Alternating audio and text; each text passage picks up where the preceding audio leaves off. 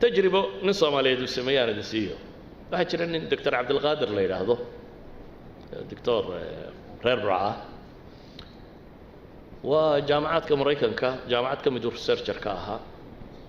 bale waxaan rajaynayaa jaridada ugu waaweyn ee cilmiga beeraha inuu editor mid kamid ahaa editorskooda inuu ku jiray isagoo jaamacadda jooga ayaa waxa u dhow xabsi juvenile-ka lagu xidho dadkan madmadow iyo waxa rabshadii markay badatay xataa underage-ka waa la xidhaa xabsi ay leeyihiin 16 jirrada iyo 7 kuwaasi xabsiyo gaar ay leeyihiin xabsiyada dhalinyarada jaamacadda agteeda ku jiro isaga tagay xabsigii buu iska wacwaadiyay dabeetana qaar baa islaamay kuwii islaamay ayaa dhaqankoodii isbedelay qoladii jeelka u timo waxay yiraahdeen war kuwii yaryara waxaad ku akhridayba way isbedeleen aan maalin ku siinay kaale aniga isaga iga sheekeynay wuxuu maalinta sabtida iyo xadda waxaan qabto ma hayo meeshu waa meel aan Soomaaliya cid kale toona deganayn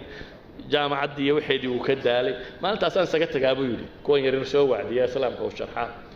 in baa uu islaamtay intii baa fiicnaatay qoladii jeelka waxay ka codsatay inuu barnaamijkan ku wado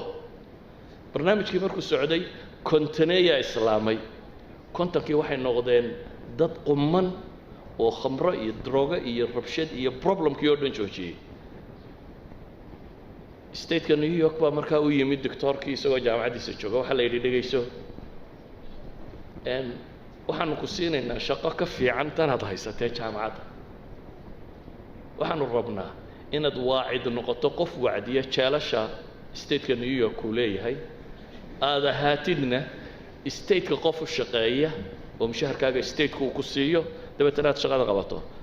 waxaan rajaynayaa imka 20 sanadood ugu dambeeyay ama dhowr 20 sanadood ugu dambeeyay shaqada soo haya waa state-ka Mareykanka ee caynkaas uu yahay xabsiyada dadkii loo taag waayay inuu islaamka u sheego si loogu taakelo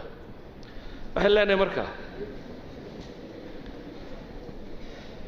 haddaynu rabno inaynu isbedel bulsheed samayno asaynu muslim nahay waxaynu u baahanahay inaynu kitaabkan quraanka dib ugu noqono si fiican u garanno waxaynu u baahanahay inaynu garanno taariikhdan Ilaahay quraanka uu kaga warramay bini aadamkii hore qalooc sameeyay sidii Ilaahay u saxay